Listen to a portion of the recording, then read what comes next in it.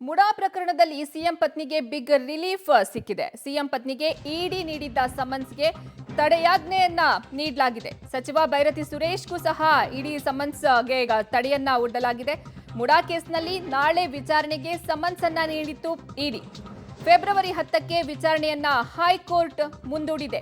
ಮುಡಾ ಕೇಸ್ನಲ್ಲಿ ನಾಳೆ ವಿಚಾರಣೆಗೆ ಸಮನ್ಸ್ ಅನ್ನ ನೀಡಿದ್ದ ಇಡಿ ಫೆಬ್ರವರಿ 10ಕ್ಕೆ ವಿಚಾರಣೆಯನ್ನ ಮುಂದೂಡಿರುವ ಹೈಕೋರ್ಟ್ ಮುಡಾ ಪ್ರಕರಣದಲ್ಲಿ ನಾನೇನು ತಪ್ಪು ಮಾಡಿಲ್ಲ ಹೀಗಂತ ಬೈರತಿ ಸುರೇಶ್ ಅವರು ಹೇಳಿಕೆಯನ್ನ ಕೊಟ್ಟಿದ್ದಾರೆ. ನನ್ನ ಪಾತ್ರ ಏನೂ ಇಲ್ಲ ಅಂತ ಸಚಿವ ಬೈರತಿ ಸುರೇಶ್ ಹೇಳಿದ್ದಾರೆ. ಮುಡಾ ಮಾಜಿ ಆಯುಕ್ತ ನಟೇಶ್ ನೀಡಿದಂತಹ ಸಮನ್ಸ್ ರದ್ದಾಗಿದೆ. ಮುಡಾ ಪ್ರಕರಣದಲ್ಲಿ ಸಿಎಂ ಪತ್ನಿಗೆ ಬಿಗ್ ರಿಲೀಫ್ ಸಿಗ್ತಾ ಇದೆ. ಇಡಿಯವರು ನನಗೆ ಸಮನ್ಸ್ ಅಂದರೆ ಕೆಲವೊಂದು ಪ್ರಶ್ನೆಗಳಿಗೆ ಕೇಳೋಕ್ಕೆ ನೋಟಿಸ್ ಕೊಟ್ಟಿದ್ರು. ಕೋರ್ಟಲ್ಲಿ ಪ್ರಶ್ನೆ ಮಾಡಿದ್ದೆ. 10ನೇ ತಾರೀಕು ತನಕ ಅಷ್ಟೇ ಕೊಟ್ಟಿದ್ದಾರೆ. ಸೊ ನ್ಯಾಯಾಂಗದ ಬಗ್ಗೆ ಗೌರವ ಇದೆ. ನ್ಯಾಯಾಂಗದ ತೀರ್ಪಿನ ಬಗ್ಗೆ ನನಗೆ ಸಂತೋಷ ಇದೆ.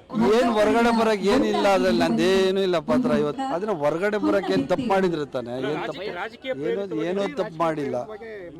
ಗೊತ್ತಿಲ್ಲ ನನಗೆ, ಯಾಕೆ ಕೋರ್ಟಲ್ಲಿದೆ ನನಗೆ ಏನು ಗೊತ್ತು. ನೋಡೋಣ, ಅಷ್ಟೇ.